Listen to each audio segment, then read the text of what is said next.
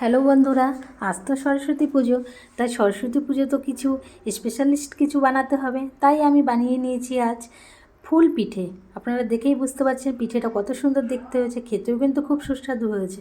তারপরে আবার নলেন গুড় দিয়ে ওটাকে রান্না করা হয়েছে, বুঝতেই পারছেন কত স্বাদ হয়েছে। তো চলুন দেখে নেবেন আমি পিঠেটা কীভাবে বানিয়েছি। আমি এখানে 500 মতো চাল নিয়েছি। চালটাকে প্রথমে 2 ঘন্টা ভিজিয়ে রেখেছি, আতপ চাল তো বেশিক্ষণ ভিজানোর দরকার হয়নি। তারপর দেখুন চালের গুঁড়ো করে নিয়েছি আমি। এরপরে চালের গুঁড়োটাকে একটা ডো বানাবো। তার জন্য একটু গরম জল দিয়েছি, গরম জলের মধ্যে একটু নুন দিয়েছি।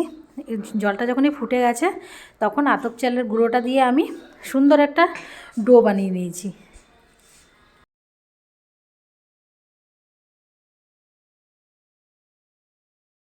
কিন্তু খুব ভালোভাবে ছেনে নিতে হবে, যাতে একটু নরম নরম থাকে, যাতে আমি রুটির আকারে বেলতে পারি।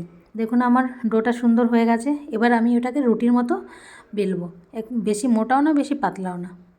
দেখুন আমি কিভাবে বানাচ্ছি, আপনারা ভালো করে দেখবেন। পুরো ভিডিওটা কিন্তু স্কিপ না করে দেখতে হবে, তবেই কিন্তু পিঠার ডিজাইনটা ভালো বুঝতে পারবেন।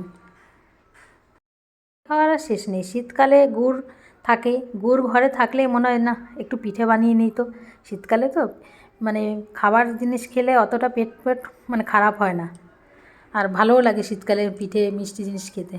তাই চট জলদি করে একটু পিঠে বানিয়ে নিয়েছি। এরকম আমি গ্লাস দিয়ে 4টে গোল করে কেটে নিয়েছি। আপনার 4টার জায়গায় 5টাও হয়, 6টাও হয়, আপনি যত দিতে পারেন। মোটামুটি 4টে দিলেই ফুলের শেপটা ভালো আসে, বেশি দিলে অত ফুলটা ভালো বোঝা যায় না। দেখুন আমি কত সুন্দর মানে মুড়ে মুড়ে শেপটা দিচ্ছি। যদি না জয়েন্ট হয় হালকা একটু আঙুলে জল লাগিয়ে নেবেন, তাহলে জয়েন্টটা ভালো হবে। মাঝে না আঙ্গুর ফল দিয়েছি, আঙ্গুর ফল না কিশমিশ। আপনি মাঝে চেরি ফলও দিতে পারেন। চেরি ফল দিলে কিন্তু দেখতে অত মানে খুব সুন্দর লাগবে, দেখতে একদম লাল কালারে লাগবে মাঝখানটা। আমার কাছে চেরি ফল ছিল না বলে আমি এই কিশমিশ দিয়েছি। আরেকটা ডিজাইন আপনাদেরকে দেখিয়ে দিচ্ছি। প্রথমটা গ্লাসটা একটু বড় হয়ে গেছিলো, তার জন্য আমি এখন একটা ছোটো গ্লাস নিয়ে নিয়েছি। ছোটো গ্লাস দিয়ে আমি এবার ছোটো শেপের ফুল পিঠেটা বানাবো। আপনারা দেখুন, দেখে কমেন্ট করে বলবেন কিন্তু পিঠেটা কেমন হয়েছে দেখতে, এবং বানানোটা আমার ঠিক হয়েছে কি না। পিঠেটা কি নাম দিলে ভালো হয় আপনারা কিন্তু কমেন্ট করে অবশ্যই করে জানাবেন, আর বেশি বেশি করে শেয়ার করবেন, যাতে অন্যরাও দেখার সুযোগ পায় এবং বানাতেও পারে।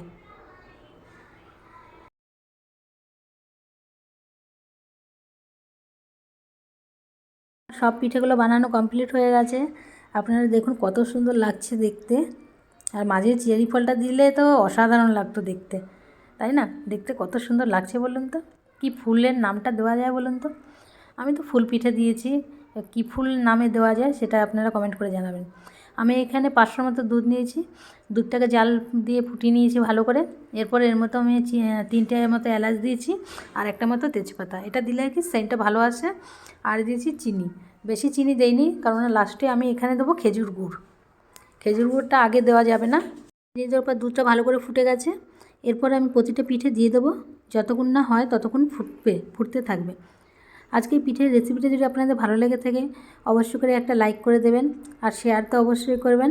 আর ইউটিউব থেকে যদি দেখেন চ্যানেলটা সাবস্ক্রাইব করে দেবেন, আর ফেসবুক থেকে যদি দেখেন চ্যানেলটাকে ফলো করে দেবেন।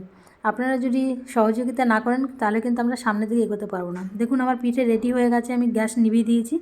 এরপরে কিন্তু আমি গুড়টা পিঠেটার মধ্যে ঝোলটার মধ্যে দিয়ে মিশিয়ে দেবো, কারণ ফুটন্ত জলে যদি পিঠে মানে গুড় দেওয়া হয় তাহলে কিন্তু গুড়টা কেটে যাবে।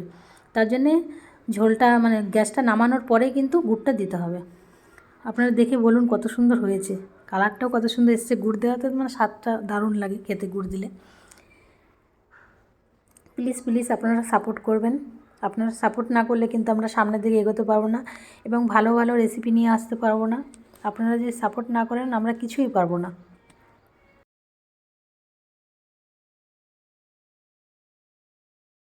নমস্কার, দেখা হচ্ছে নেক্সট ভিডিওতে।